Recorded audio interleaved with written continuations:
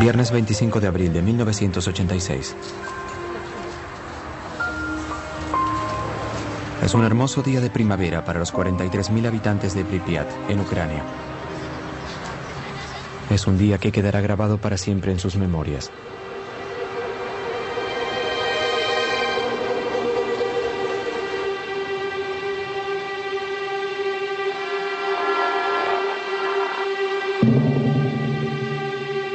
La planta nuclear Vladimir Ilich Lenin se encuentra a 3 kilómetros de la ciudad.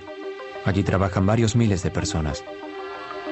Esta noche, los 176 empleados del bloque 4 reciben la orden de probar un sistema de autoalimentación del reactor. Algo que podría ahorrar energía. A la 1:23 am se desactivan los sistemas de seguridad y comienza el experimento.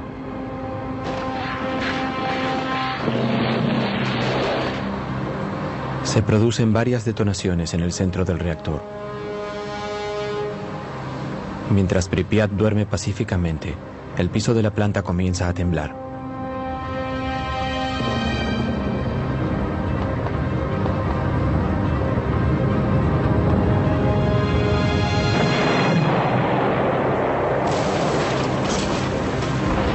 La tapa del reactor de 1.200 toneladas sale disparada hacia el aire. Una poderosa corriente de vapor radioactivo libera uranio y grafito a cientos de metros de la planta. Del enorme hoyo, una llama cargada de partículas radioactivas se dispara 1000 metros hacia el cielo.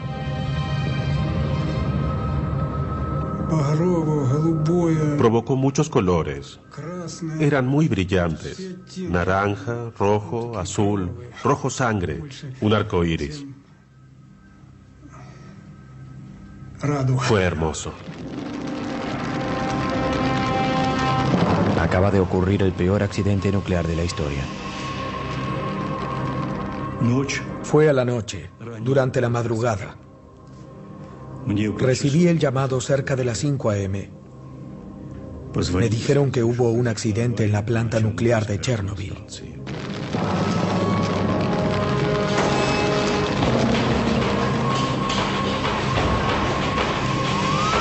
Los primeros bomberos luchan contra el fuego sin el equipo protector adecuado. Arrojan toneladas de agua sobre este extraño fuego, pero nada parece capaz de apagarlo. Todos quedan expuestos a dosis letales de radiación. Esa noche mueren 2 hombres. Otros 28 morirán en los meses siguientes. Son las primeras víctimas de Chernobyl. Nadie estaba preparado para una crisis así. Durante los siguientes 7 meses, 500.000 hombres luchan mano a mano contra un enemigo invisible. Es una batalla despiadada y no reconocida, que cobra las vidas de miles de héroes anónimos casi olvidados. Pero gracias a esos hombres se evitó lo peor. Una segunda explosión 10 veces más poderosa que Hiroshima, que habría acabado con la mitad de Europa. Esto fue mantenido en secreto durante 20 años por soviéticos y occidentales. Muchas de estas imágenes jamás se vieron. Las tomaron periodistas que también quedaron expuestos a la contaminación nuclear. Algunos de ellos murieron. Estas imágenes cuentan la historia de una guerra oculta, cuyas consecuencias aumentan el número de víctimas aún 20 años después. Esta es la verdadera historia del desastre de Chernobyl. El desastre de Chernobyl.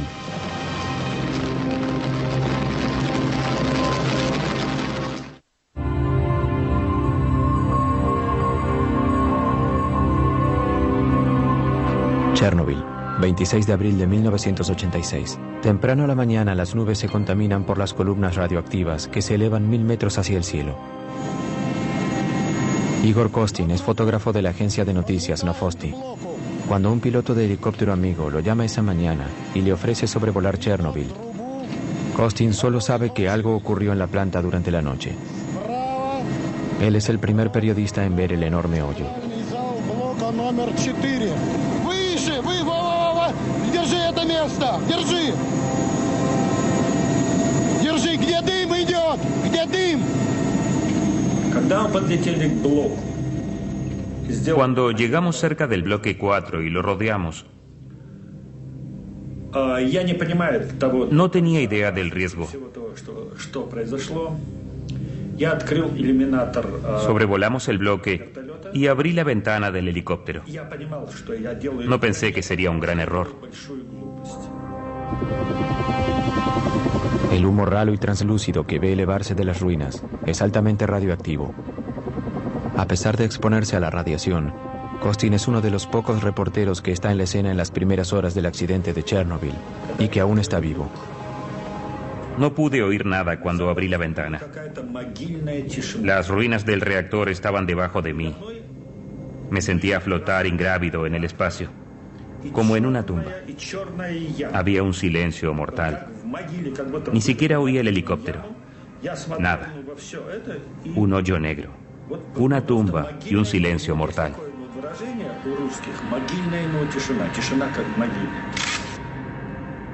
Esta foto es la primera imagen de la grieta. Al minuto todo mi equipo se atascó. No podía comprender qué pasaba. Pensé que me había quedado sin baterías. Solo logré tomar 12 fotografías. Al regresar a Kiev, procesé las imágenes y noté que los negativos estaban negros y los colores eran muy pobres. Entonces no lo sabía, pero las fotografías habían sido expuestas a la radioactividad. En el corazón del reactor, enterrado bajo 14 metros de escombros, el grafito que rodea el combustible nuclear arde y derrite el uranio. La lluvia radioactiva será 100 veces más grande que el poder combinado de las 2 bombas atómicas arrojadas sobre Hiroshima y Nagasaki. 26 de abril, Moscú, el Kremlin. En el Kremlin, 8 horas después de la explosión, Gorbachev tiene escasa información de la situación. La primera información habló de accidente y fuego. No decía nada acerca de una explosión. Al principio me dijeron que no hubo una explosión. Las consecuencias de esa información falsa fueron muy dramáticas. Pripyat, 26 de abril.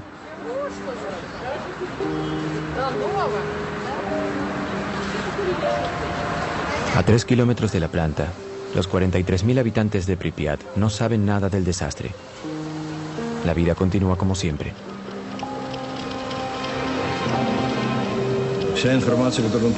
Recibí la información de que todo estaba bien, incluyendo el reactor. Cuando pregunté al académico Alexandrov, me dijo que el reactor estaba absolutamente a salvo, que incluso se podría erigir en la Plaza Roja, que no sería diferente a un samovar, sería como poner ganado en la Plaza Roja. Pripyat, 26 de abril.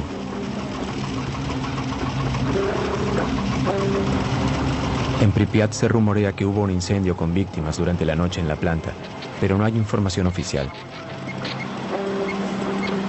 Los destellos blancos en las imágenes son consecuencia de la radioactividad en la película. La gente en las calles no reacciona ante los soldados enmascarados diseminados por la ciudad.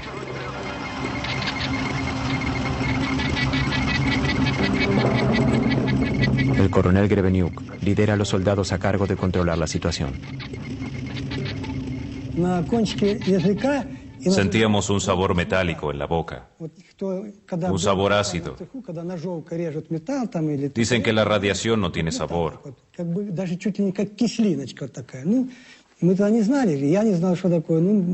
Pero después descubrimos que era el sabor del yodo radioactivo.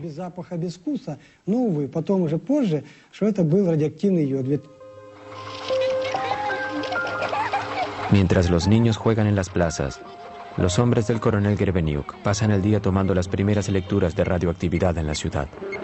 En aquellos días, la radioactividad se medía en unidades llamadas Rontgens. El nivel atmosférico normal es de unos 12 millonésimos de Rontgen. A comienzos de la tarde, en Pripyat, las lecturas están a más de 200 milésimas de Rontgen. En otras palabras, 15.000 veces más altas que lo normal. A la noche, el nivel llega a ser 600.000 veces más alto que lo normal. Boulevard Lenin, 200. Boulevard Ucraina, 250 milirrogens. Y esa noche, 7 rogens. Mis subordinados comenzaron a pensar que las máquinas no funcionaban bien o que nos estaban mintiendo. No sabíamos que el reactor continuaba ardiendo, diseminando radiación. Este mapa está sellado en plástico porque continúa siendo radioactivo.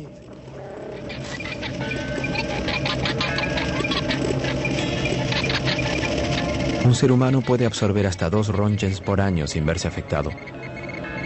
Pero el cuerpo se contamina letalmente si recibe más de 400 Röntgens. Durante ese primer día, los habitantes absorben más de 50 veces lo considerado una dosis inofensiva. A ese ritmo, alcanzarían la dosis letal en 4 días. Para comprender lo que sucede, el coronel envía una patrulla a tomar las primeras lecturas en la base de la planta.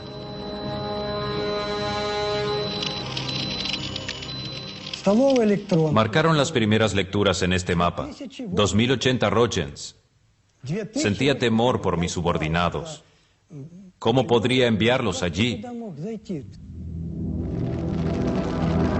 A estos niveles astronómicos, en 15 minutos un ser humano llega a absorber la dosis letal de radiación. Los números provocan conmoción en el Instituto Nuclear. Nunca antes vieron un nivel de radioactividad como este. Deprisa, Gorbachov crea una comisión gubernamental formada por los mejores expertos en energía nuclear del país. Está guiada por el académico Legasov, un físico nuclear de renombre internacional. Legasov parte de inmediato hacia Chernobyl, junto a una delegación científica. Esperábamos que pudieran evaluar la situación con rapidez, pero durante los primeros días no pudieron decirnos nada. Era una situación dramática. Estábamos en sesión, esperando información. Queríamos información, pero no podían decirnos nada. 20 horas después de la explosión, el nivel de radioactividad continúa subiendo. Para este momento ya se tendrían que haber sellado ventanas y puertas e ingerido tabletas de yodo para contrarrestar los efectos de la radioactividad. Pero todavía nadie había dado la orden. Pripyat, 27 de abril. A pesar de la creciente tensión en la ciudad, la población no tiene información de la situación. En aquel entonces, Yulia Marchenko tenía 5 años. Vivía en Pripyat con su familia. Su padre trabajaba en la planta. Mis padres me llevaron a la guardería, como siempre. Todo estaba absolutamente normal. Mi padre sabía que había habido un accidente, pero aún no se habían tomado precauciones. 30 horas después de la explosión, se toman las primeras medidas de seguridad. Llegan 2.700 autobuses a la ciudad. A las 2 p.m. los militares anuncian que la ciudad debe evacuarse por completo. Я помню, что в садике нам давали таблетки. Это йодинистый калий. Все родители... Recuerdo que los maestros nos dieron tabletas de yodo. Nuestros padres vinieron a recogernos. Todos corrían, pero no había pánico.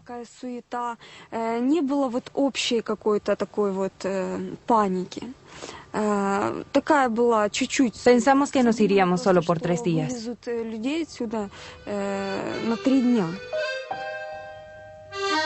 Para evitar el pánico, las autoridades ocultan la seriedad de la situación. Los pobladores tienen 2 horas para empacar sus pertenencias y reunirse frente a sus hogares.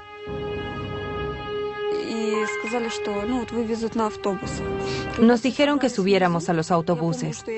Recuerdo perfectamente bien escoger los juguetes que llevaría. Tenía muchas muñecas y quería llevarlas a todas, pero no pude. Ni siquiera pudimos llevar ropa de abrigo. Los pobladores deben dejar sus pertenencias y sus vidas atrás. Jamás regresarán.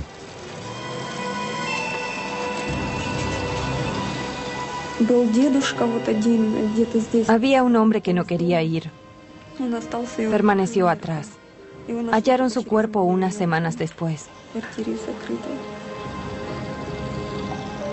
Nadie creía en lo que pasaba. Todos pensaban que les estaban mintiendo.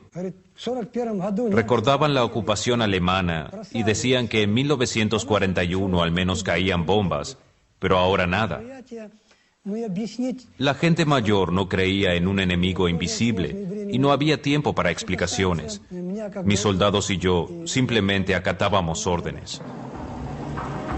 Pripyat, 27 de abril. En 3 horas y media, evacúan pacíficamente 43.000 personas.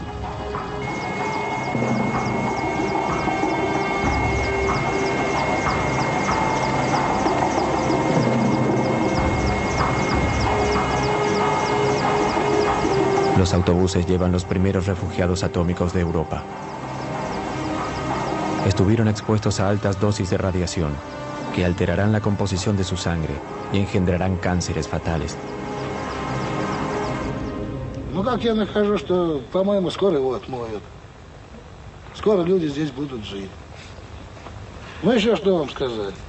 Город должен жить. Красивый город. Вот я сейчас смотрю напротив стадиона. Здесь должны дети играть.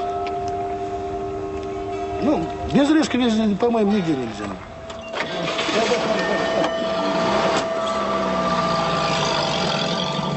48 horas después del desastre, los únicos que quedan en la ciudad fantasma son el personal militar y los miembros de la delegación científica, con sede en el Hotel Pripyat. Como ignorando el peligro, comen, duermen y trabajan en el lugar. Eran personas íntegras, especialistas. Yo no podía creer que hicieran algo irresponsable o suicida. No, ellos subestimaron la situación. Nuestro antiguo criterio ya no servía. Ya había habido accidentes nucleares antes, tanto en nuestro país como en los Estados Unidos. Pero esa información se había mantenido en secreto. Jamás hubo un accidente de este alcance. Hasta pensaron que el reactor volvería a funcionar para mayo o junio. Mientras tanto, las nubes llenas de partículas radioactivas viajan al norte por el viento. Entre el 26 y el 27 de abril viajan más de 1000 kilómetros sobre Rusia, Bielorrusia y el Báltico. El 28 llegan a Suecia, donde detectan el aumento de radioactividad cerca de una de sus plantas nucleares. Poco después, la televisión alerta a la población. El polvo radioactivo de Chernobyl cae sobre Estocolmo. Las autoridades envían un escuadrón de aviones de caza a tomar lecturas en las nubes. El nivel de radioactividad sugiere que en algún lado hubo un gran accidente. 60 horas después del desastre, aún no se reporta ningún informe oficial fuera de la Unión Soviética. La ministra de Energía de Suecia llamó el lunes. Yo estaba en mi oficina en Viena. Me dijo que habían medido muy alta radioactividad cerca de nuestra planta en Forsmark, al este de Suecia. Concluyeron que provenía desde el exterior. Me preguntó si nosotros sabíamos algo. Le dije que no, pero que nos pondríamos en contacto con los demás. Nos contactamos con el polo, donde no sabían nada. Pensamos en otro lugar y nos contactamos con Rusia. ¿Qué pasó? ¿Una explosión? ¿Una nube radioactiva? ¿Contaminación grave? Fue Suecia quien nos alertó. 3 días después del accidente, mientras Gorbachov aún intenta reunir información, los satélites espías de América y Europa se orientan hacia la Unión Soviética y descubren las ruinas de la planta ucraniana. La visión térmica muestra claramente el humo que emana del enorme hoyo. En la noche de ese lunes 28, recibimos un mensaje del señor Petrosian, el director de la Comisión de Energía Atómica de Rusia, en donde nos informa del accidente. Al mismo tiempo, los rusos hacen pública la información al mundo. En el Politburó decidimos que era esencial que nos informaran todos los hechos de inmediato.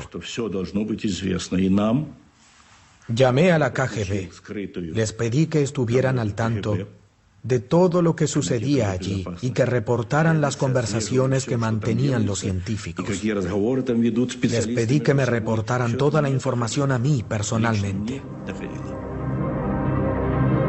Tomó más de 48 horas obtener información precisa del desastre.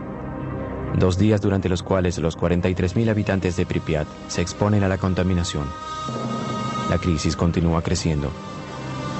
En el fondo del reactor arruinado, 1.200 toneladas de magma hirviendo continúan ardiendo a más de 3.000 grados, enviando litros de gas y polvo radioactivo a la atmósfera.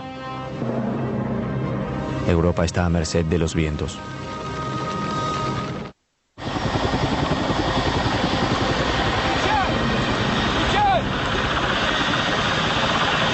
Chernobyl, 28 de abril.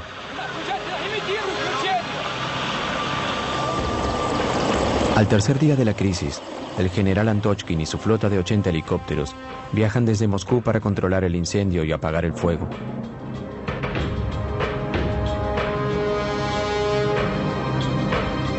Al llegar, el general vuela 200 metros sobre el reactor.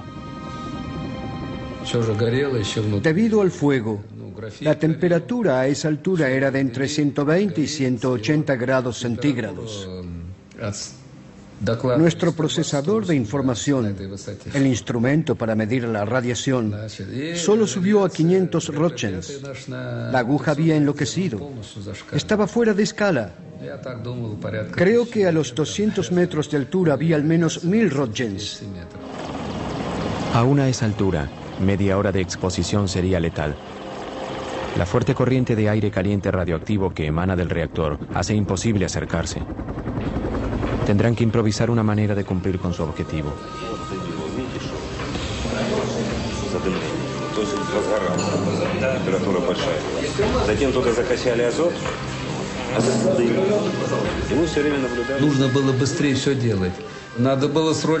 Debíamos hacer algo lo antes posible. Apagar el fuego y sellar el reactor para poder acercarnos lo suficiente para seguir el trabajo. También debíamos evitar que el polvo radioactivo continuara dispersándose. El viento lo arrastraba. Debíamos actuar con rapidez. Comienza un gigantesco ballet. Los mejores pilotos regresan del frente afgano para pilotear helicópteros con soldados que arrojan bolsas de 80 kilos de arena al fuego, con las manos desnudas. Esperan sofocar el fuego llenando el reactor con toneladas de arena y ácido bórico, que neutraliza la radiación. El primer día realizan 110 salidas, el siguiente 300. El nivel de radiación sobre el reactor es de más de 3.500 roentgens, casi 9 veces la dosis letal. Algunos pilotos realizan hasta 33 vuelos el mismo día. Cada vez que iban, recibían 5 o 6 roentgens.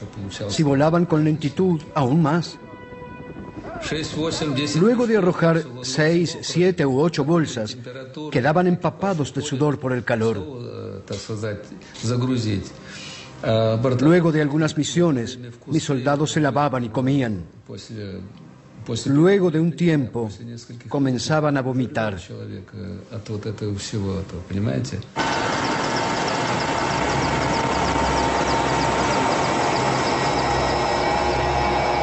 Desde que comienza la crisis, las víctimas de radiación son enviadas al hospital número 6 de Moscú. Tiene el único servicio del país que se especializa en enfermedades agudas por radiación y enfermedades ligadas a la exposición de altas dosis de radiación.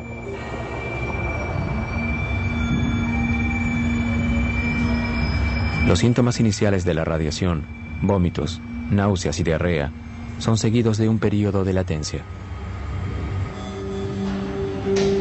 Solo después aparecen síntomas fatales, como el deterioro de la médula ósea y horribles quemaduras que comen la carne hasta el hueso.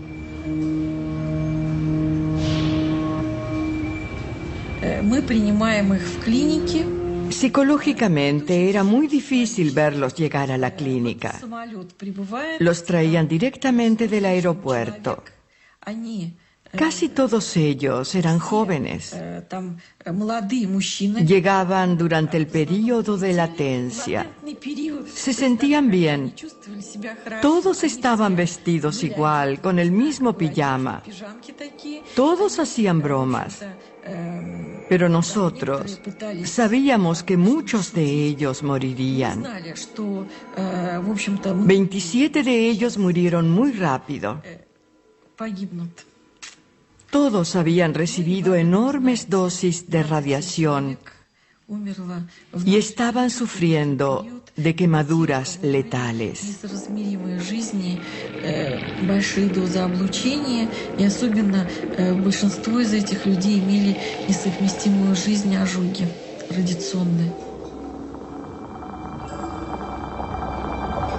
Por 15 años, las autoridades reconocerían solo a las primeras víctimas.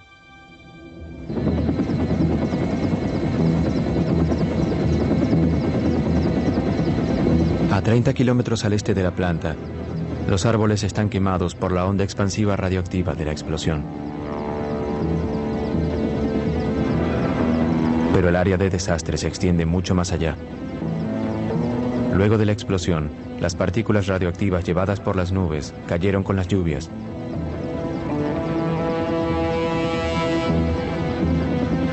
Este tipo de contaminación afectó a Ucrania, Bielorrusia y Rusia.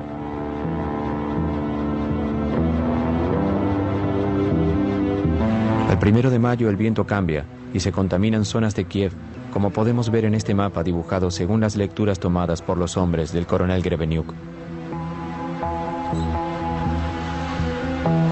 Las áreas más contaminadas aparecen en rojo y están rodeadas por áreas donde el nivel de radiación es normal. Pero la población sigue en la oscuridad. Solo se publica un reporte, un pequeño artículo en la página 3 del Pravda, que le quita importancia al accidente y dice que el peligro ya pasó. La situación empeoraba y todos actuábamos como si nada pasara. Continuábamos con las festividades del 1 de mayo, como si el país se rehusara a reconocer la situación. Ese fue el segundo error en el gran desastre de Chernobyl.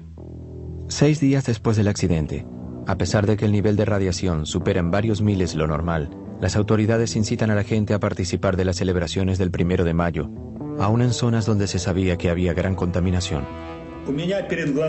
Vi las festividades del 1 de mayo de 1986 con mis propios ojos. Estuve allí y presencié el desfile de la muerte. Fue un desfile de la muerte. Esas muertes fueron terribles.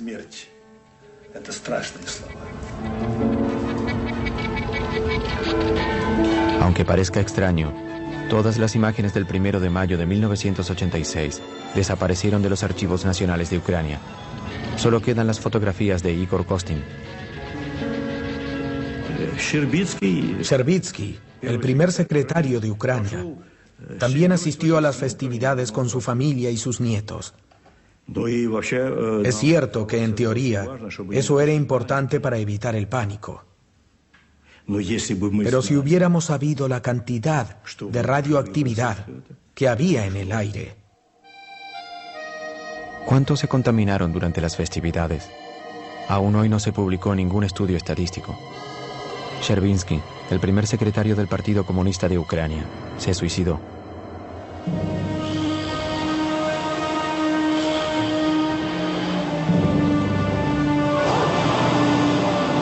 El éxodo continúa una semana después de la explosión.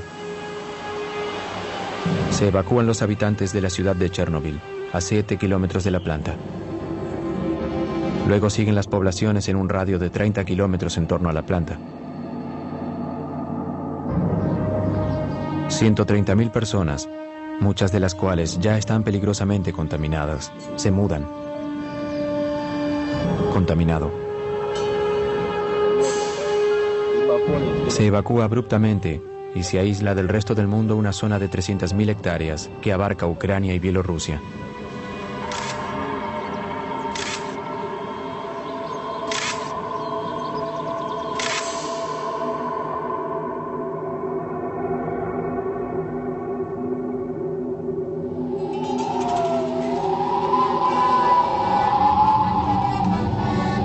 Una vasta zona desarraigada. Toda una cultura despojada de su tierra, un mundo erradicado en unos pocos días por un enemigo invisible.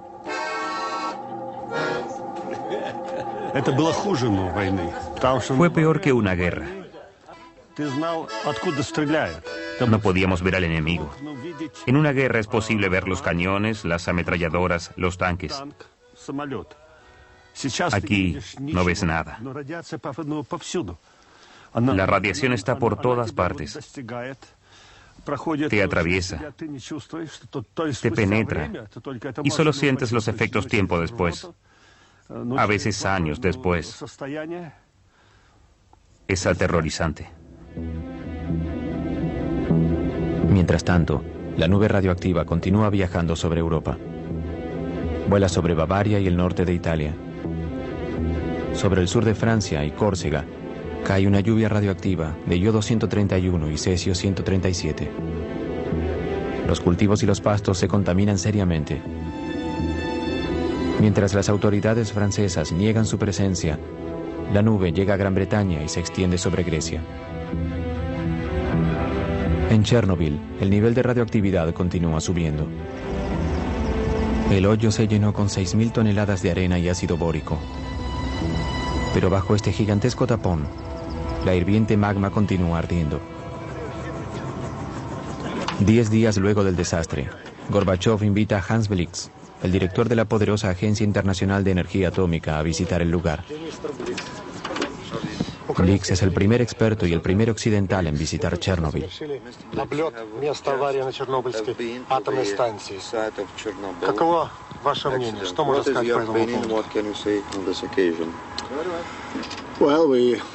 Vimos el lugar desde el aire. Advertimos que algo de humo emanaba de la parte dañada.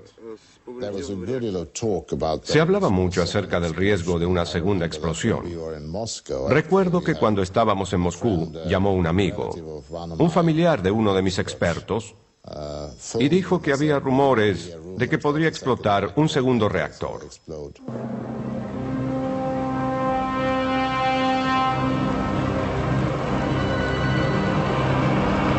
En el fondo del reactor, 195 toneladas de combustible nuclear continúan hirviendo, liberando tanta temperatura que la arena se funde gradualmente. Aparecen grietas en la superficie del tapón. Una vez que tapamos el hoyo, comenzó a subir la temperatura. Sentimos miedo porque eso podía causar una segunda explosión. Era aterrador. Llegaron científicos para tomar lecturas. Estaban muy preocupados. Temían que se llegara a una temperatura crítica que causara una segunda explosión. Eso hubiera sido una tragedia terrible. El bloque de cemento bajo el corazón del reactor se calienta y corre el riesgo de quebrarse. El magma amenaza con filtrarse. El agua que los bomberos arrojaron durante las primeras horas del desastre se juntó bajo el bloque. Si el magma radioactivo entra en contacto con el agua, podría provocar una segunda explosión aún más devastadora que la primera. Se llama a los mayores expertos del país. Vasily Nesterenko era uno de ellos. En aquel entonces trabajaba para mejorar los misiles nucleares intercontinentales de la Unión Soviética. Si el calor lograba quebrar el bloque de cemento, 1.400 gramos de la mezcla de uranio y grafito entrarían en contacto con el agua y provocarían una nueva explosión.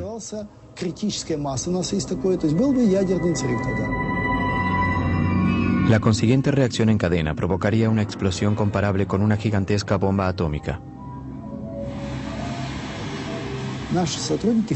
Nuestros expertos estudiaron la posibilidad y concluyeron que la explosión tendría una fuerza de 3 a 5 megatoneladas. Minsk, que está a 320 kilómetros de Chernobyl, habría desaparecido y Europa habría quedado inhabitable. Debíamos detener el proceso. Si continuaba, sería un enorme desastre. Un enorme desastre nuclear.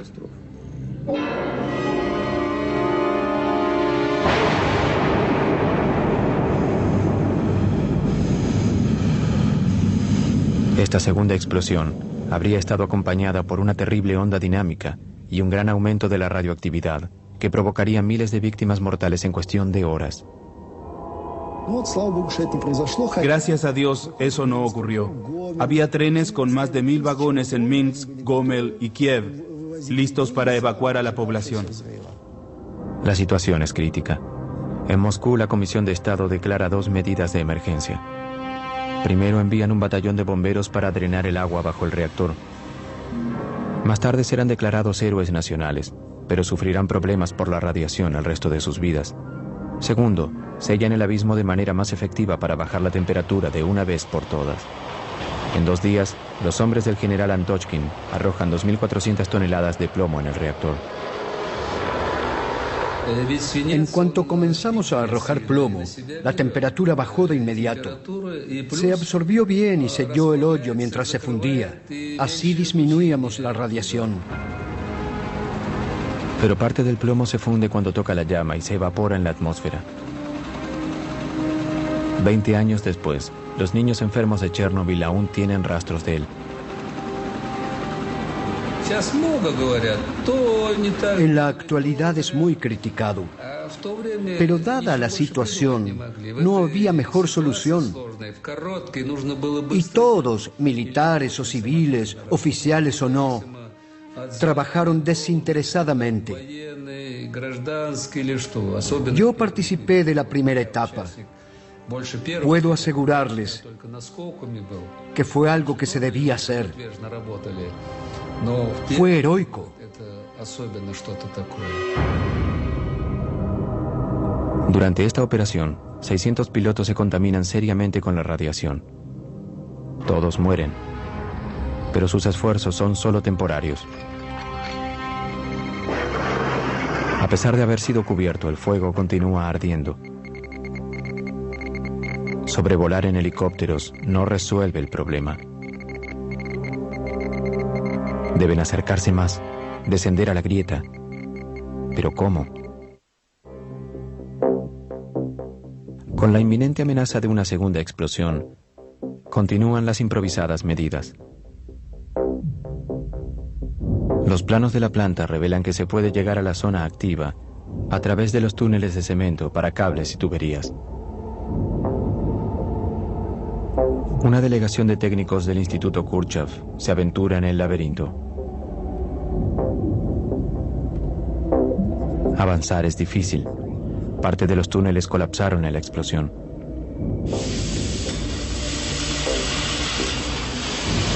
Penetran a través del armazón del cuarto reactor con un soplete, llevando consigo detectores de radioactividad, termómetros y cámaras.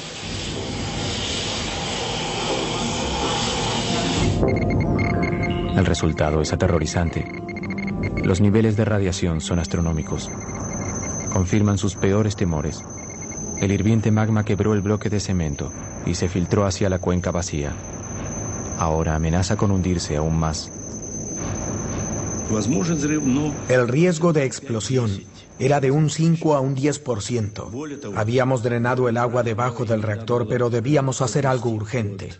Debíamos poner algo bajo el reactor para evitar que el magma siguiera filtrándose. Debíamos evitar que cayera.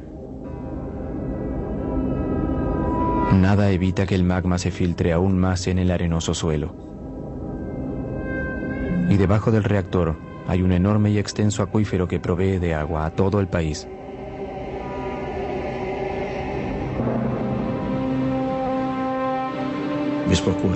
Lo que más nos preocupaba era que se hundiera toda la masa y llegara al agua subterránea. Eso contaminaría los ríos Pripyat, Dniepr y Kiev, el Mar Negro. Era imperioso llegar a una solución. Se considera una nueva operación, pero implicará la pérdida de más vidas. El 12 de mayo de 1986, 17 días después de la explosión inicial, los mineros de Tula, a 1000 kilómetros de Chernobyl, reciben una visita desde el Kremlin. El viceministro de la industria minera. El ministro nos habló acerca del accidente en Chernobyl. Nos dijo que necesitaban mineros de nuestra región, la cuenca de Moscú. Nos dio 24 horas para reunir nuestras cosas. Al día siguiente nos llevaron en autobús desde la plaza hasta el aeropuerto de Moscú.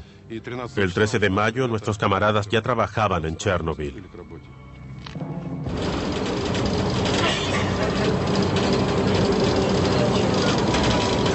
...13 de mayo de 1986... zona de Chernobyl.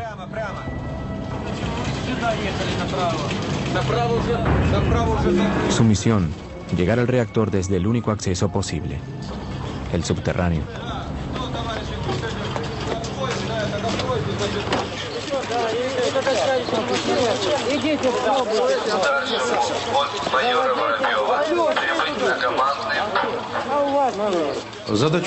Nuestra misión era esta: cavar un túnel de 150 metros desde el bloque 3 hacia el 4. Un túnel de 30 metros de largo. Luego, cavar un sitio de 30 metros de largo por 30 metros de ancho para poder instalar un sistema de refrigeración que enfriara el reactor.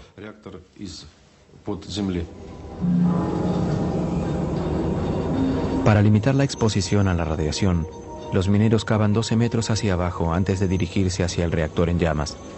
Luego, cavan un espacio de 2 metros de alto y 30 metros de ancho para instalar un complejo sistema de enfriamiento a base de nitrógeno líquido. Тебе говорили, что нужен вентиляционный рукав. Ты меня слышишь?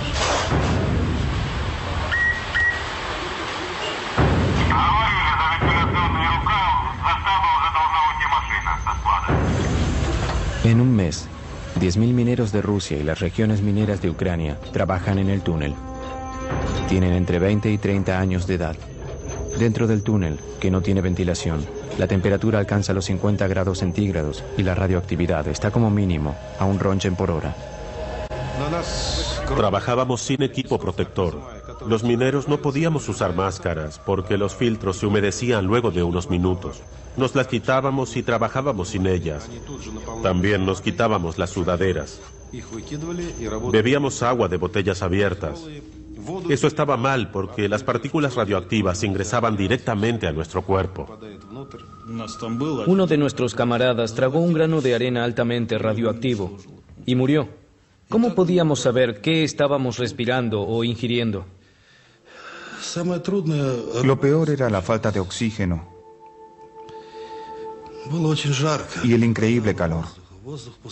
Hacía mucho calor.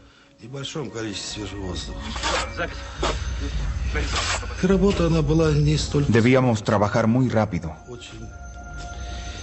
a un paso extremo, rápido, muy rápido. Eso fue lo peor. Vamos. Batallones de 30 mineros se van relevando cada 3 horas, 24 horas por día. En un mes y 4 días cavan un túnel de 150 metros, un trabajo que en una mina normalmente hubiera llevado 3 meses. Los lugares más peligrosos no estaban abajo. No había tanta radiación debajo del reactor. Pero a medida que subíamos, debíamos trabajar aún más rápido.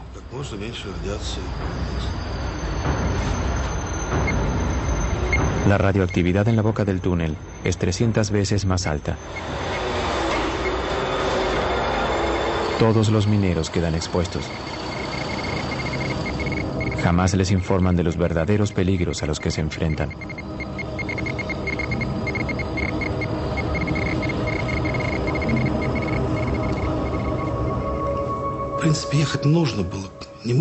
Alguien debía hacerlo. Nosotros o alguien más. Hicimos nuestro trabajo. ¿Debimos hacerlo? Es muy tarde para juzgar. No lo lamento.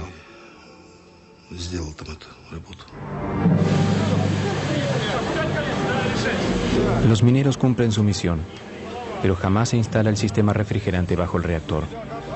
El espacio subterráneo finalmente se llena con cemento para solidificar la estructura. La posición oficial asegura que cada minero recibió de 30 a 60 Rontgens, pero los sobrevivientes dicen que recibieron 5 veces esa cantidad. Se estima que 1/4 de esos hombres murió antes de cumplir 40 años.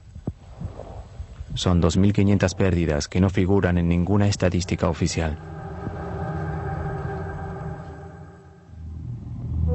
Mientras los mineros cavan bajo el reactor, Hans Blix y las autoridades soviéticas organizan una conferencia de prensa en Moscú. Quiero decir que en representación de la AIEA lamentamos profundamente el trágico accidente, la pérdida de vidas y el daño que causó. Accedimos junto a las autoridades soviéticas a venir a Viena para un análisis posterior al accidente. Frente a 500 periodistas de todo el mundo, Blix anuncia una conferencia internacional que se llevará a cabo en Viena, donde los soviéticos compartirán su información del desastre. Para analizar el accidente. El efecto más importante de la conferencia de prensa fue que los rusos sintieron que podían confiar en nosotros. Estaban habituados a tener un gobierno en el que no creían, donde un accidente y un desastre eran ocultados. No se habían enterado de nada. Lo poco que sabían los preocupaba y creían que todo podía empeorar. Era una situación realmente difícil, pero ahora sentían que podían confiar en nosotros. Fue una victoria para la Glasnost. Los soviéticos acceden a cooperar con Occidente. Es un cambio histórico que inicia una era de apertura conocida como Glasnost. Es una victoria política de Gorbachov, que la necesitaba desesperadamente. En Chernóbil, a pesar de que el fuego ahora está controlado, la grieta y las toneladas de escombros altamente radioactivos están expuestos a los elementos. Es extremadamente urgente cubrir la estructura rota y limpiar la zona, pero para eso se necesitarán más hombres, muchos más hombres.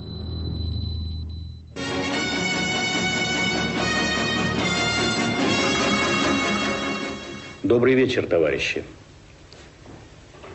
18 días después del desastre, Gorbachov finalmente se dirige al pueblo soviético. Авария на Чернобыльской атомной электростанции. Она больно затронула советских людей, взволновала международную общественность. Мы впервые реально столкнулись с такой грозной силой, какой является ядерная энергия, вышедшая из-под контроля. Вся работа, по сути, ведется круглосуточно. Задействованы научные, технические, экономические возможности всей страны.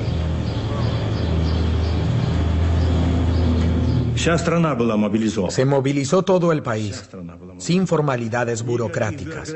Si alguien tenía lo que necesitábamos, lo tomábamos, sin formalidades. Luego nos preocuparíamos del costo. Era una situación límite. El general Nikolai Tarakanov comanda las tropas terrestres. En un año pasaron 100.000 soldados y oficiales por Chernóbil. Todos eran reservistas. Fueron convocados por el gobierno superior de su ciudad y enviados al frente.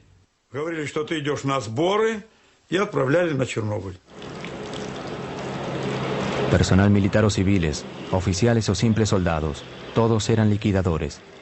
Una palabra inventada para la batalla de Chernóbil. Su misión, limpiar o liquidar la radioactividad.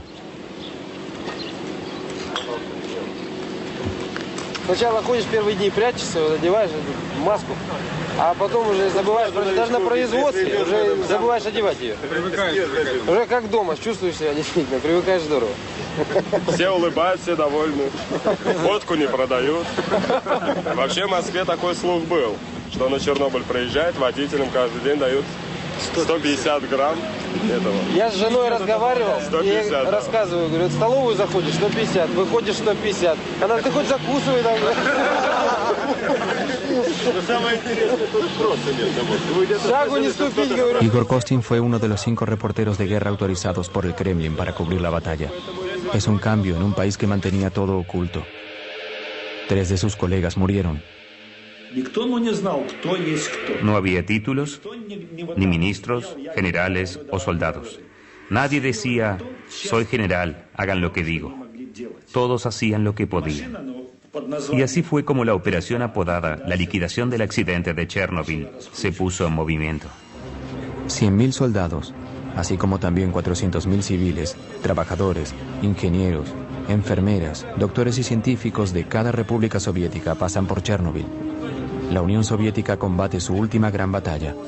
500.000 personas. Las tropas en Chernobyl fueron mayores a las de Napoleón, pero nuestro ejército se contaminó.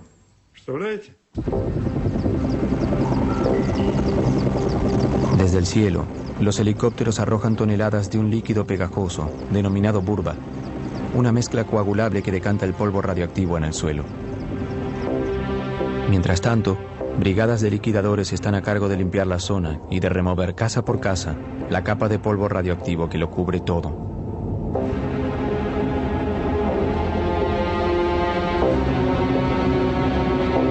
Создавались специальные бригады охотников.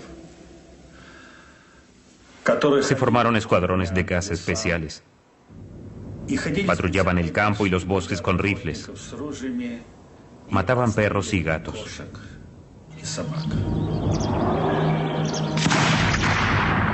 Debían matarse todos los animales, porque cuando pasaban por zonas altamente contaminadas, su pelaje se impregnaba de radioactividad. Podían contaminar a los liquidadores.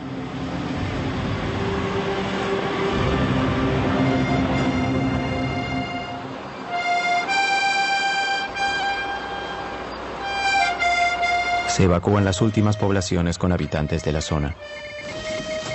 Se derriban una a una las casas y se entierran. Por las noches, los camiones, las máquinas y los hombres están cubiertos de polvo radioactivo.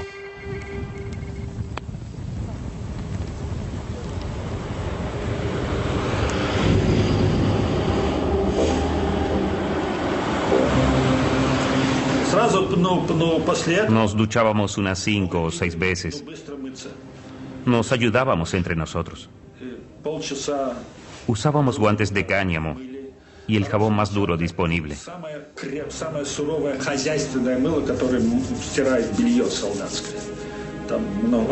Nos frotábamos.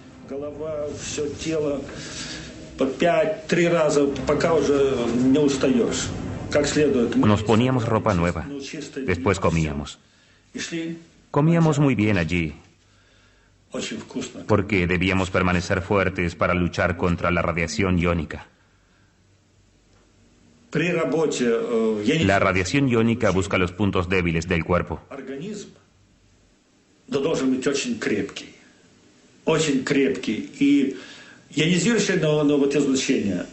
Así halla la forma de penetrar y te destruye. Julio, zona industrial, reactor 4.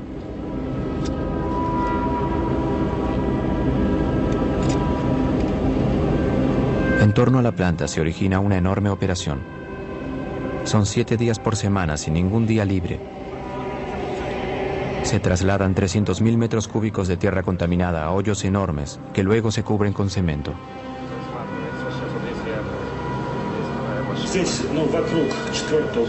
Este lugar, en torno al reactor 4, es donde se llevaron a cabo las misiones más peligrosas de la zona.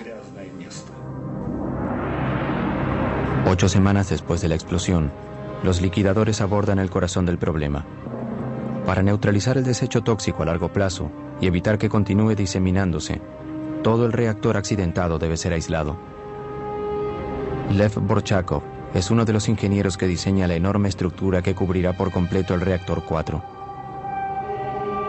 Un sarcófago de acero y concreto de 170 metros de largo y 66 metros de alto.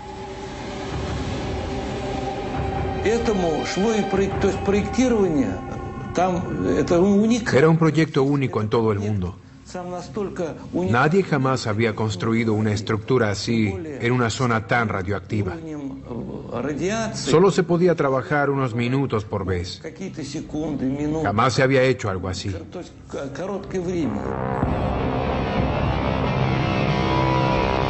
Es un enorme desafío.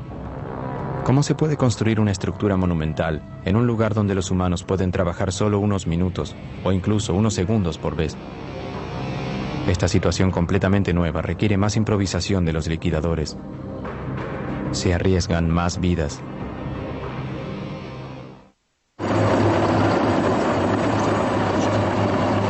Pasaron más de 12 semanas desde la explosión inicial en el bloque número 4 de la planta nuclear de Chernobyl. Para detener la contaminación letal, se lanza un último ataque.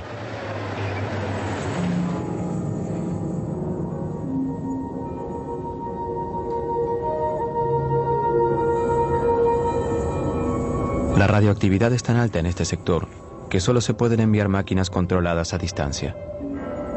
Pero la gente debe poner las máquinas en posición.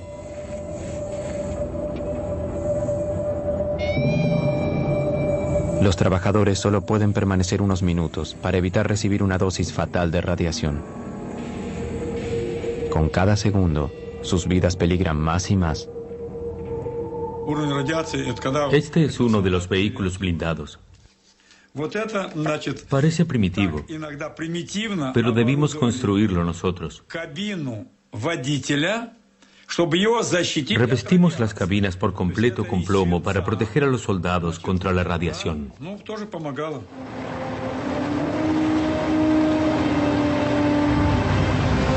Cada pieza metálica de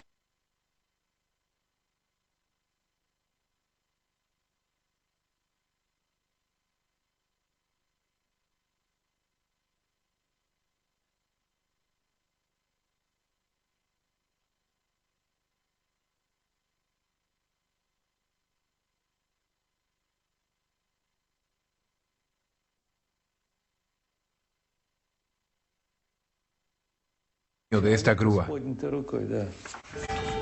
No podíamos trabajar mucho tiempo en el lugar. No podíamos equivocarnos. El más leve error de cálculo y hubiera sido imposible encajar las distintas partes.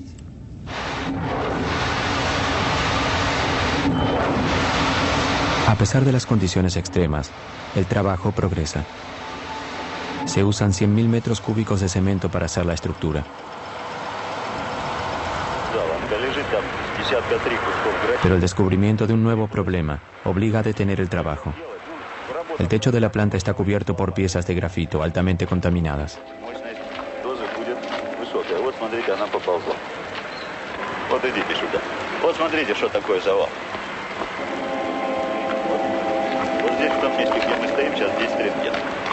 Это будет примерно 1000. Вот около вот этого колпака примерно 200. Все, пойдемте. На сегодня хватит. Выходим, пойдемте. Y tú тоже выходи оттуда. Estas piezas de grafito envolvían varas de uranio. Fueron arrojadas del reactor durante la explosión. Una sola pieza despide suficiente radioactividad como para matar a un hombre en menos de 1 hora. Deben deshacerse de ellas antes de continuar con la construcción.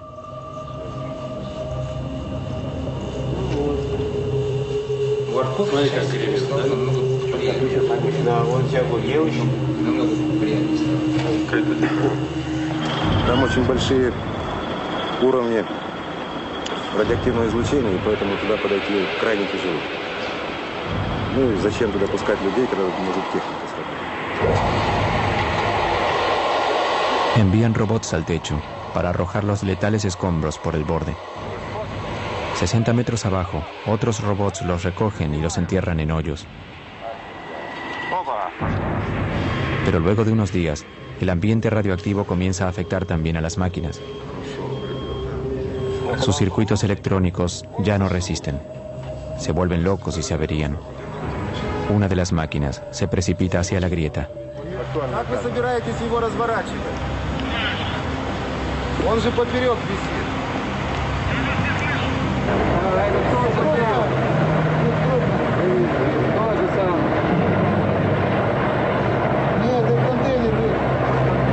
En el techo, las máquinas robóticas ya no son una opción. Los hombres deberán reemplazarlas. Soldados rusos, apodados biorobots para la ocasión. Este batallón de jóvenes reservistas se prepara para subir al techo del reactor número 3 por primera vez. Tienen entre 20 y 30 años de edad. Todos ellos son reservistas convocados para la batalla más peligrosa y letal de Chernobyl. Ningún humano trabajó jamás en zonas tan radioactivas como esta. El general Nikolai Tarakanov está a cargo de las operaciones y controló personalmente cada detalle. hasta los trajes de plomo cosidos a mano que cada soldado debió confeccionar la noche anterior al ataque.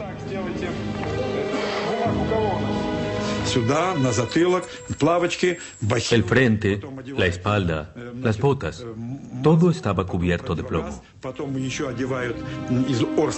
Un casco, una máscara para protegerse de los rayos beta,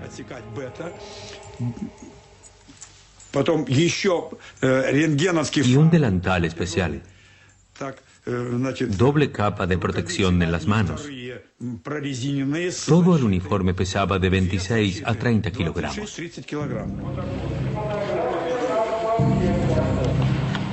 Хорошо, значит, первый вопрос решили. Так, медицинское свидетельство все прошли? Все прошли. Нет, подождите, это ответ, значит, не по существу. Анализ крови, правильно? Значит, я сегодня, товарищи, говорю, мы проводили 2 дня назад эксперимент с научным центром. Офицеры ходили туда вместе со мной. Понятно? Значит, страшного, конечно, ничего там нет. Это ясно. Сегодня состоялось решение и правительственное. Они тоже идут туда же? И многие так, ну некоторые... Obviamente algunos no querían ir, pero debieron hacerlo. Eran reservistas. Debieron ir. Yo no lo dudé. Debía hacer mi trabajo. ¿Quién más lo haría por mí? ¿Quién limpiaría este desastre para que la radioactividad no se diseminara por todo el mundo? Alguien tenía que hacerlo. 2 semanas y media de infierno. Pero el infierno duraba 2 o 3 minutos para cada soldado. A veces solo 40 segundos cuando el nivel era demasiado alto. Nos cuidábamos de calcular bien el tiempo para salvar la mayor cantidad de vidas posible.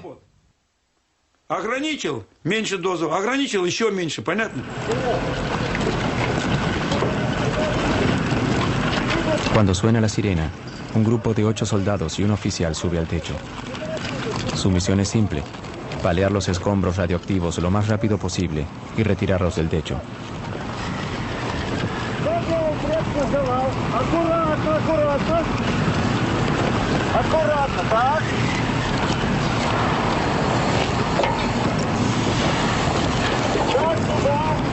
Según los cálculos del general Tarakanov, el nivel de radioactividad, estimado en 7000 Roentgens por hora, solo permite estar 45 segundos en el techo. El tiempo suficiente para un par de paladas.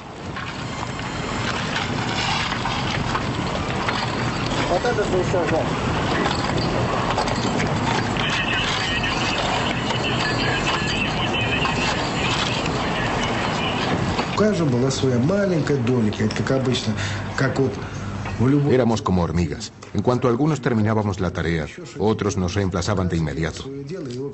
Todos hacían su trabajo sin importar lo pequeño que fuera. Así todos juntos pudimos luchar contra la radioactividad. Durante 10 días, un nuevo equipo de biorobots sube al techo cada 10 minutos. Según el personal militar, 3.500 personas participan de la limpieza. Algunos, como Igor Kostin y Konstantin Fedotov, subieron al techo 5 veces.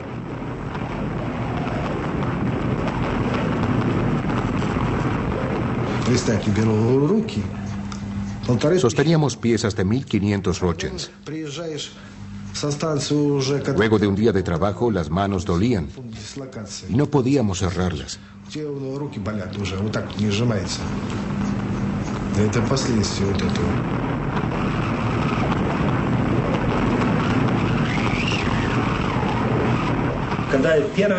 La primera vez que subí al techo, me conmovió el ambiente místico que había. Era como estar en otro planeta. Todo estaba cubierto de desechos radioactivos. Mis manos temblaban. No sabía en qué mundo estaba. Comencé a tomar fotografías.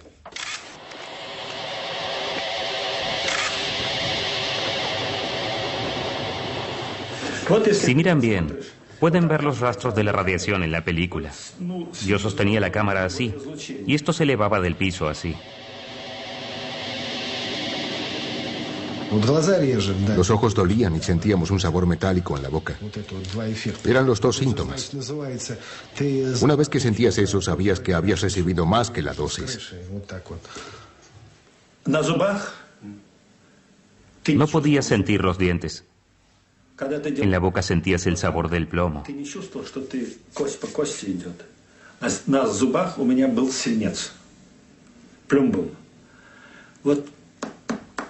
Hacías así, pero no podías oír nada. Todo estaba cubierto de plomo. Aún hoy, a 20 años, puedo sentir el sabor del plomo.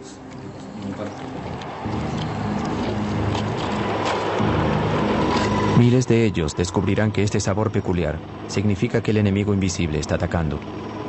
Porque mientras estos biorobots sacrifican su vida en el techo de la planta, la limpieza continúa en la zona de 30 kilómetros, 24 horas por día, llueva o haya sol.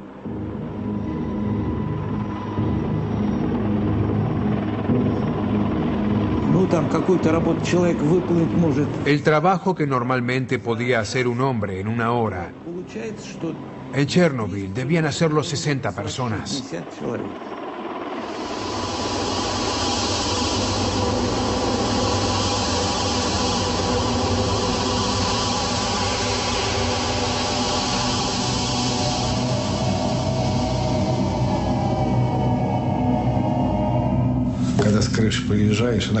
Cuando bajábamos del techo, parecía que unos vampiros habían succionado nuestra sangre. Estábamos débiles, no podíamos movernos.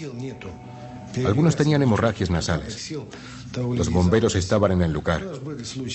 Si alguien tenía una hemorragia nasal, lo enviaban al hospital. Si se desmayaba, lo enviaban a su casa. Pero todos queríamos resistir.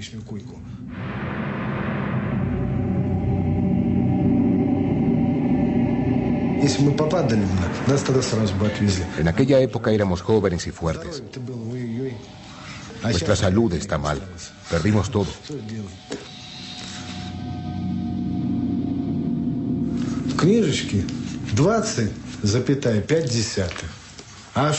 En mi registro figura que recibí 20.5 rochens.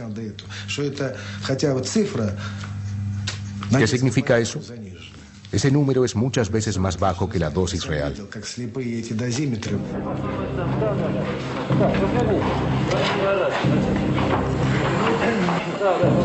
Позвольте мне от оперативной группы Министерства обороны СССР вручить вам почетный крестик.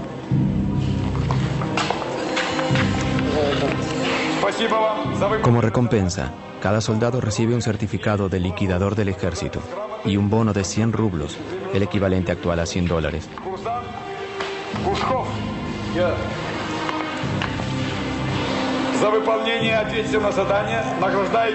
Arriesgaron sus vidas, pero solo redujeron el nivel de radiación del techo en un 35%. Cuando enviaron a todas esas personas al techo, nadie conocía con exactitud el nivel de la radiación. Ahora sabemos que estaba entre 10.000 y 12.000 rochens por hora. Con ese nivel de radioactividad, no tendrían que haber enviado a nadie. 7 meses después de la explosión, la zona está limpia y se completó el sarcófago. 500.000 personas, militares y civiles, participaron de la operación. Dije a la comisión que por haber enfrentado esos niveles de radioactividad, haber limpiado todo ese grafito y haber cumplido tareas tan heroicas, nuestros soldados necesitaban algo simbólico como colocar nuestra bandera.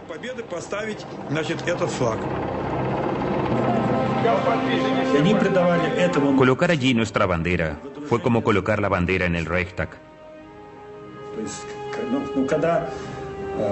Cuando el Ejército Rojo conquistó el fascismo, para ellos, la bandera fue el símbolo de su triunfo sobre la radioactividad.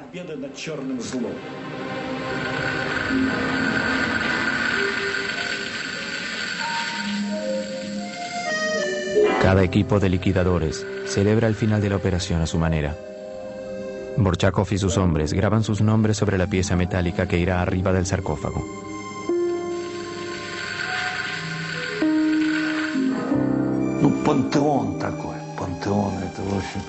Nuestro sarcófago es un panteón, una tumba, un mausoleo.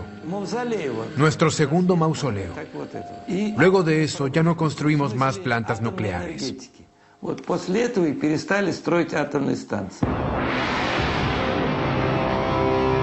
Es una victoria amarga. El país jamás se recobrará.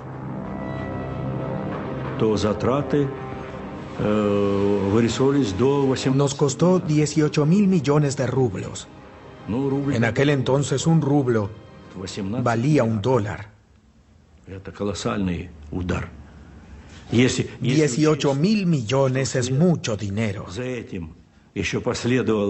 Y si consideran que poco después el precio del petróleo cayó, pueden imaginar el problema que enfrentó nuestro país y la perestroika.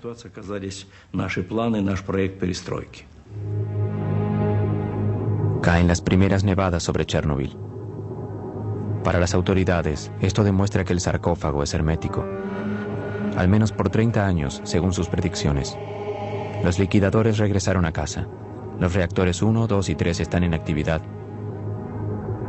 La primera batalla de Chernobyl culminó con una victoria que anuncia el final de la Unión Soviética.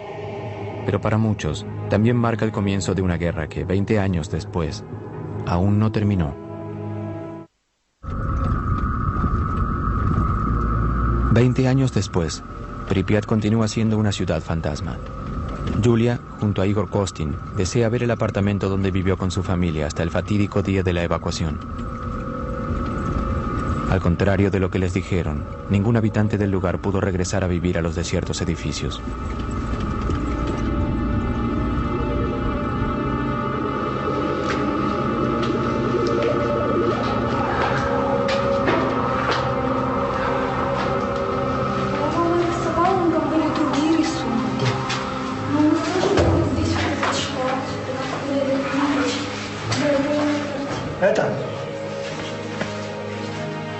Потрогай стену, раз ты пришла к себе домой.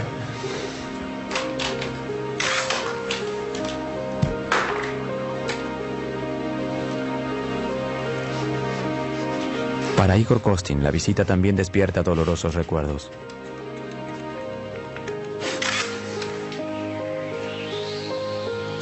Durante los 7 meses que pasó cubriendo la batalla, quedó fatalmente expuesto a la radiación.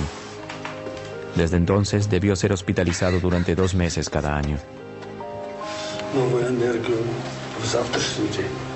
Родина, как никто, больше для этой энергии человека.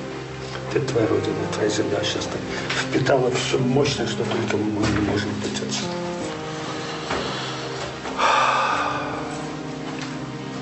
У меня такое ощущение, что я забыла всю жизнь.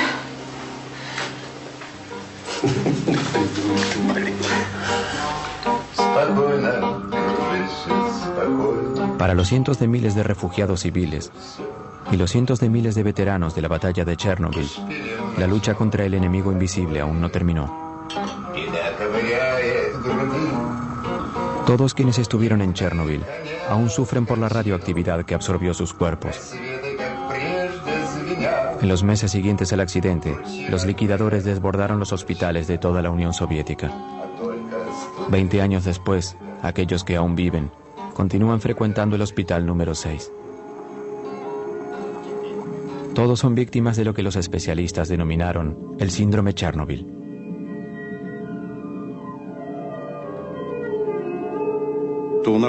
Todos tenemos muchos síntomas. En el corazón, el estómago, el hígado, los riñones, en el sistema nervioso. Nuestros cuerpos quedaron muy afectados por los cambios metabólicos causados por la radiación y la exposición química. Cuando los liquidadores regresan a sus casas, están exhaustos, incapaces de retomar su vida cotidiana. 20 años después, todos los sobrevivientes son minusválidos y no pueden trabajar. Las autoridades parecen ignorar su situación apremiante y recortan su subsidio social.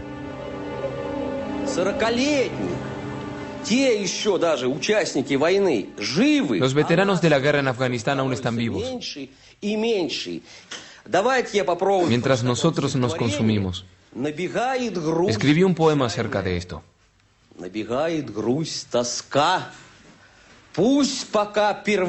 Me inunda la tristeza, la nostalgia y la angustia.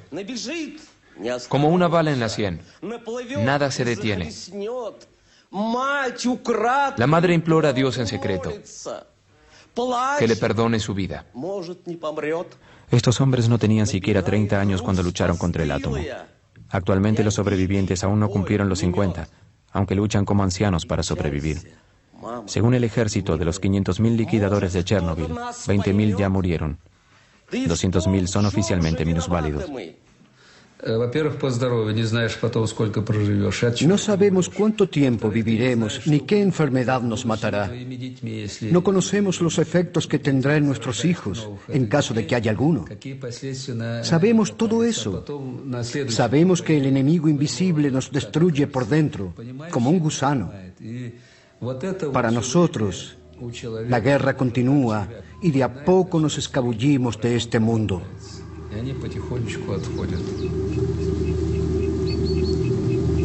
Pero durante 2 décadas, oficialmente solo se atribuyeron 59 muertes al desastre de Chernobyl. No se realizó ni un solo estudio a los 130.000 refugiados de la zona. El Estado no realizó ni una sola estadística de los 500.000 liquidadores.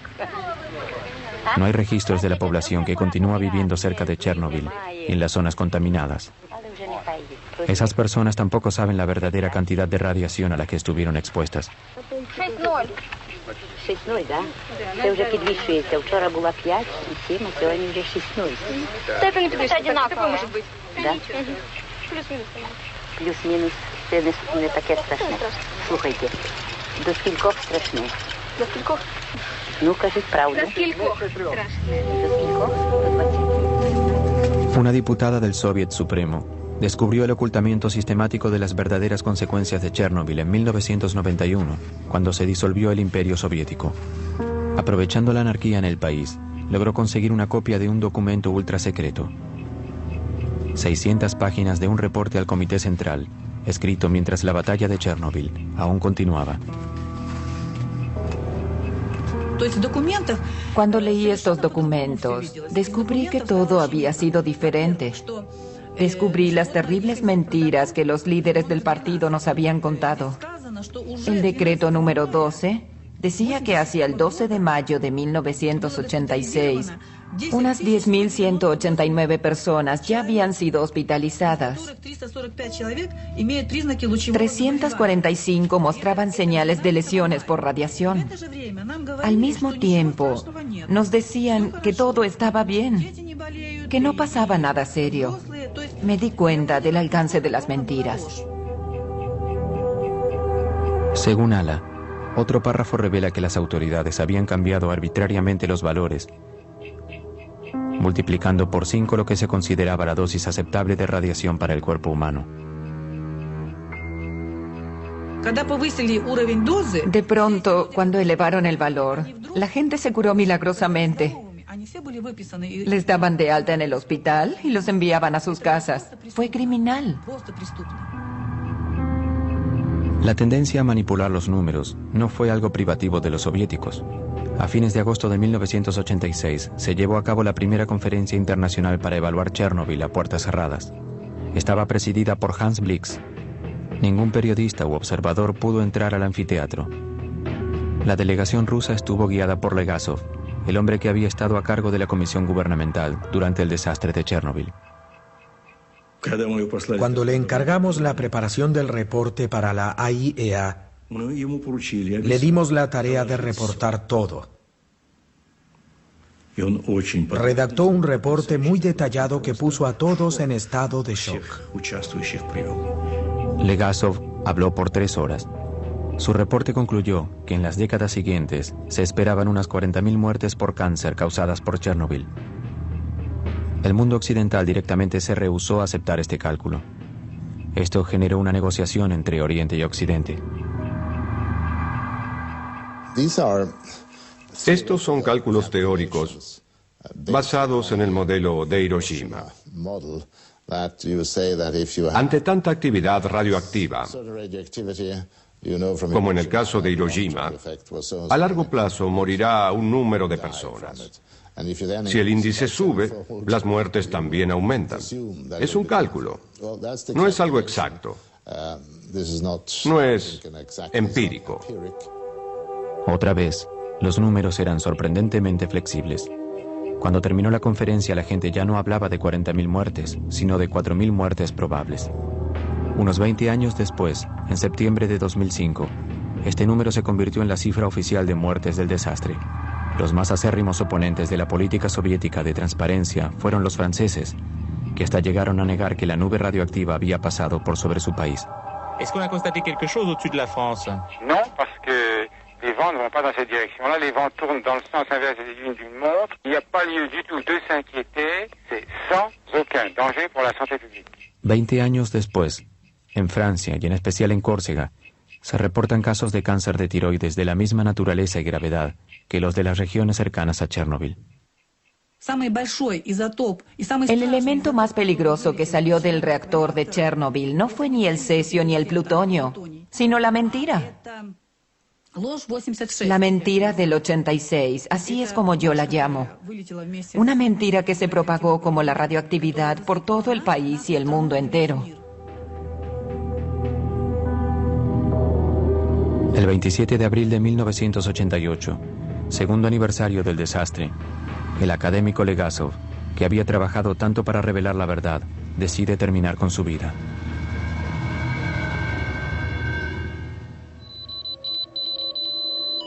Actualmente, como perfectas metáforas de la mentira institucionalizada, las partículas radioactivas arrojadas desde el reactor en la explosión continúan envenenando la Tierra.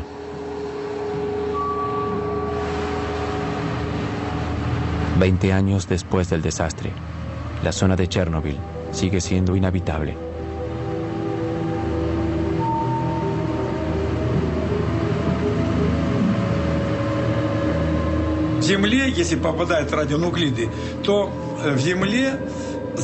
En 5 años, los radionucleidos se hunden 5 centímetros en el suelo contaminado. 20 años más tarde están 20 centímetros bajo tierra. Continúan contaminando todas las plantas. Para limpiar eso, deberíamos quitar 20 centímetros de tierra y enterrarla en contenedores sellados. Es un trabajo demasiado grande. Es imposible.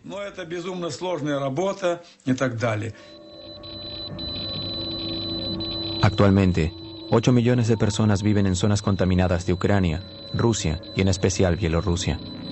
Por 20 años se alimentaron de una comida radioactiva que continúa contaminándolos de a poco. Este tema, planteado en 1986 por la delegación soviética en la conferencia de Viena, se ignoró sistemáticamente. 1.152 niños fueron operados de cáncer de tiroides entre 1986 y 2002 en el centro especializado de Minsk. ¿Cuántos más en otras ciudades? Aún no se publicó ninguna estadística global. Un doctor, Yuri Bandayevsky, estudia las enfermedades de las poblaciones de las zonas contaminadas desde el desastre. Cuando publicó sus descubrimientos en 1996, fue condenado de inmediato. Arrestado y sentenciado oficialmente por corrupción, pasó los siguientes 5 años en prisión. En noviembre de 2005, continuaba bajo arresto domiciliario. Miren qué pasa si la madre se contamina con cesio durante el embarazo. Miren cuántas deformaciones en una sola familia. Labio leporino, falta de ojos, cráneos deformes. Estos embriones son de hámsters alimentados solo con pasto contaminado de la región de Gómel. El resultado, toda una camada de animales deformes. Me horrorizó la cantidad de embriones deformes desarrollados en animales que habían comido alimento contaminado con cesio. En 2 semanas obtuve un horrible número de deformaciones. En general, cuando uno encuentra un monstruo, lo describe. Todos conocemos el Museo Kunstkamera de Pedro el Grande en San Petersburgo. Francamente, yo podía crear la cantidad de monstruos que quisiera.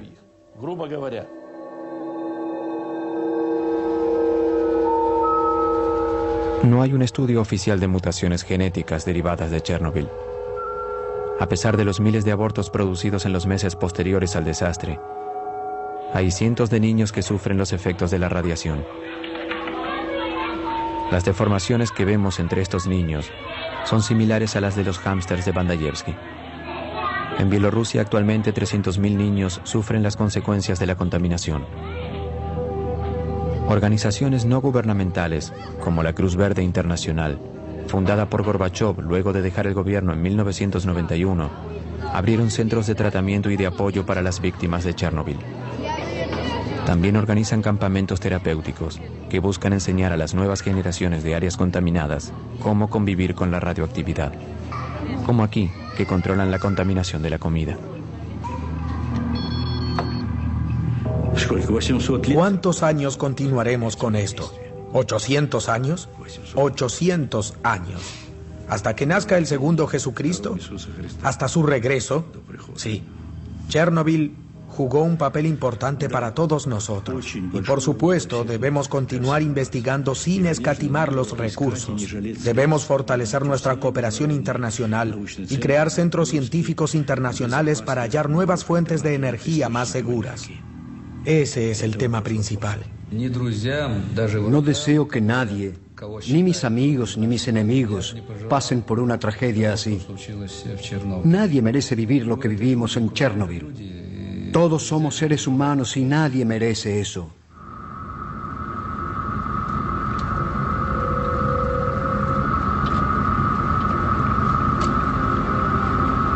En el corazón de la zona, a 10 kilómetros de la planta nuclear y oculto en el bosque, está Chernobyl 2.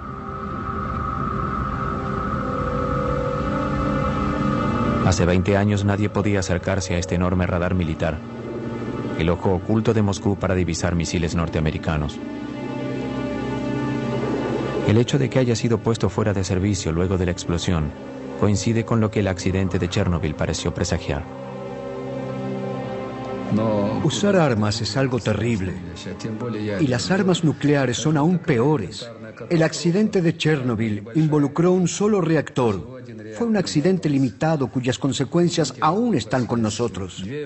Tuvimos 2 bombas, Hiroshima y Nagasaki. Con ellas las consecuencias también continúan actualmente con nosotros.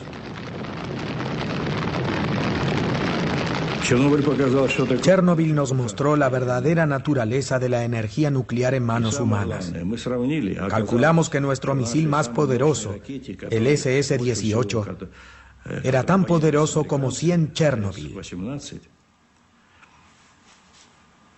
El SS-18 era la cabeza nuclear que los americanos más temían.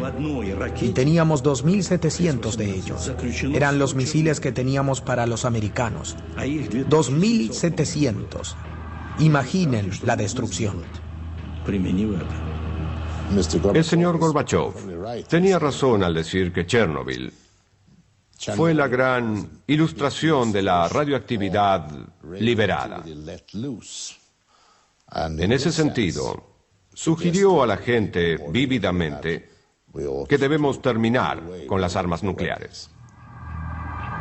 1 año y medio después de Chernobyl, Mikhail Gorbachev quitó todas las cabezas nucleares soviéticas ubicadas entre 500 y 5.000 kilómetros. 10 años después, se ratificó el Tratado de Prohibición Completa de los Ensayos en todo el mundo, a excepción de la India. Chernobyl marcó el comienzo del desarme de los mayores rivales nucleares del mundo. Chernobyl convenció a todos. Soviéticos y americanos advirtieron de una vez por todas la magnitud de los volcanes atómicos que nuestros países preparaban. No solo nuestros 2 países, sino todo el mundo. Todo el mundo. 20 años después, el desastre de Chernobyl y sus lecciones parecen desaparecer de la memoria. Mientras tanto, bajo el envejecido sarcófago del reactor número 4, el veneno sigue siendo letal.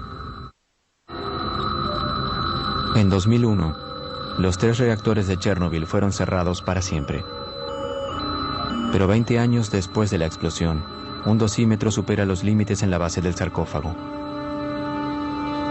Altos niveles de radioactividad, 100 veces más de lo normal, aún contaminan los alrededores de la planta. La estructura se debilitó por la lluvia y la erosión. Desde su construcción, 3.000 liquidadores la controlan y previenen los daños. Construimos este sarcófago para que durara 30 años, pensando que 30 años luego de la explosión podríamos construir un nuevo sarcófago sin tener que apresurarnos por los altos niveles de radiación. Ya pasaron 20 años y no se hizo nada. Su reemplazo es urgente. Pero Ucrania ya no tiene más dinero. Nosotros tampoco. Un nuevo sarcófago está en camino, pero su construcción ya tiene 10 años de retraso. Es una estructura de 108 metros de alto que cubrirá el primer sarcófago por completo. Costará $1.000 millones. Se estableció un fondo internacional dirigido por Hans Blix. Aún no colocamos el nuevo sarcófago sobre el otro. Lo haremos en un par de años. Cuando ya esté hecho, podremos quitar la masa de combustible fundido que aún queda allí.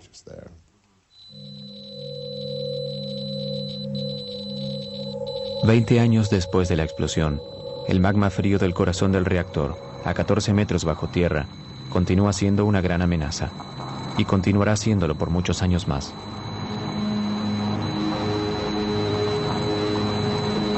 Rezo a Dios para que el sarcófago jamás colapse.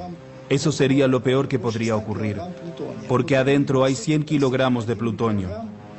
1 microgramo es la dosis letal para un ser humano. Eso significa que hay suficiente plutonio como para envenenar a 100 millones de personas. La vida media del plutonio, el tiempo que necesita la mitad del plutonio como para desaparecer, es de 245.000 años. Es algo que podríamos considerar eterno. Hay zonas donde nunca jamás habrá vida otra vez. A pesar de esta terrible advertencia, el desarme nuclear impulsado por Chernobyl está siendo cuestionado actualmente. Si el desarrollo nuclear para uso civil se presenta como una solución a los problemas de los combustibles fósiles y el calentamiento global, este paisaje nos recuerda que esa opción no carece de consecuencias. Se necesita mucho cuidado y una buena información acerca de los riesgos que presenta. Chernobyl también nos recuerda que si queremos vivir con la radioactividad y sus inevitables peligros, también debemos evitar que las generaciones futuras corran el riesgo de un apocalipsis nuclear.